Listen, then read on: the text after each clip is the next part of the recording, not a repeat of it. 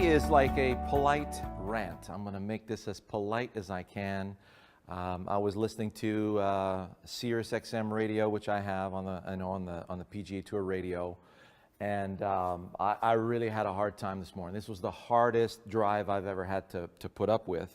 There was a top 50 instructor talking about what the most common problem or mistake that we see.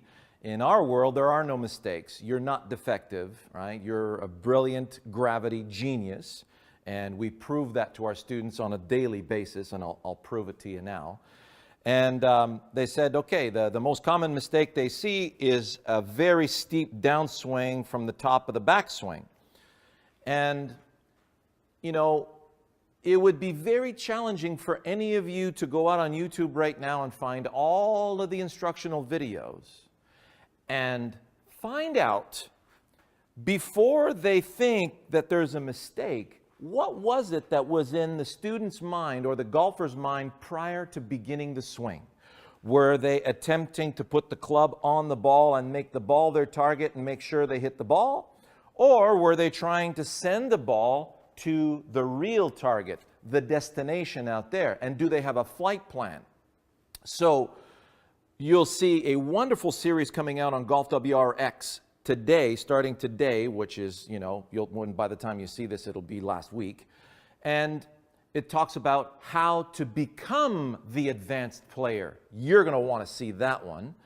And then any one of this will help you decipher, and it'll help you filter out the instruction that just doesn't belong.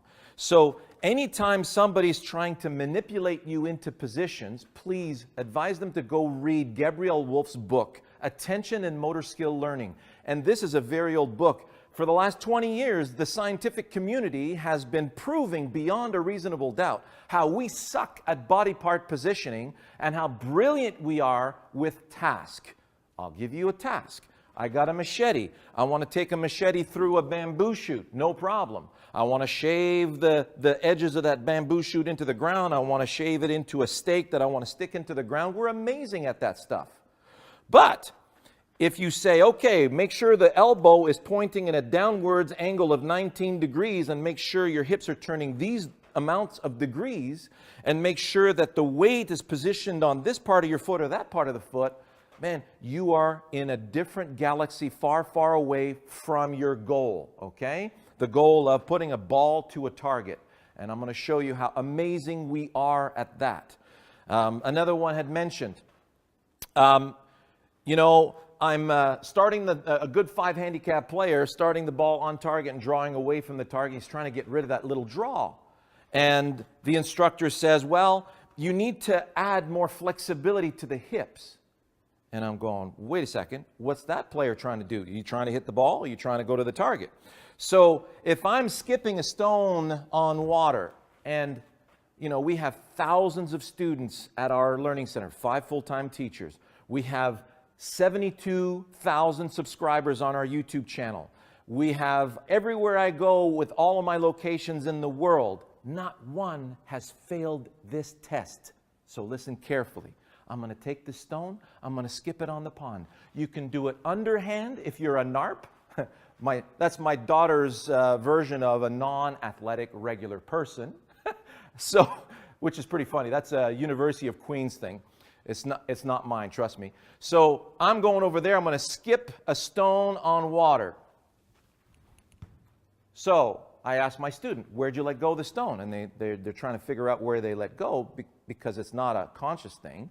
So we're going that way. They realize they're letting the stone go here, and the body's facing there when they're doing that, and the weight's on the front foot. Nobody fails this. And then they realize, wait a second, when did the weight get there? Did it get there as I was releasing? That's what most people will answer. No, it got there first. So then I show them how to make a punch. And we get there and snap a punch. Oh, look at that. The weight went to my front leg first. That's because that's a kinetic chain or kinematic sequence that's been built into us for millions of years out of pure self-preservation, okay? Because we were hunter-gatherers. We got to throw a lot of stuff at our food. So we're amazing at slinging objects, whether it's slashing a sword, kinematic chain. Whether I slash a sword on my backhand, kinematic chain, skipping a stone, snapping a punch, you name it, it's there. So, if I'm taking a club and I'm throwing it over there, here we go. Throw the club into the screen. You can't come over the top doing that. Impossible. You can't be steep when you're throwing a club over there. Now, throw a club at the ball. All day long. Chop wood. Split wood, chop a tree. Split wood, chop a tree. Which one are you trying to do? They never get to that fundamental issue. Are you going there or are you going there? That's what we want to know.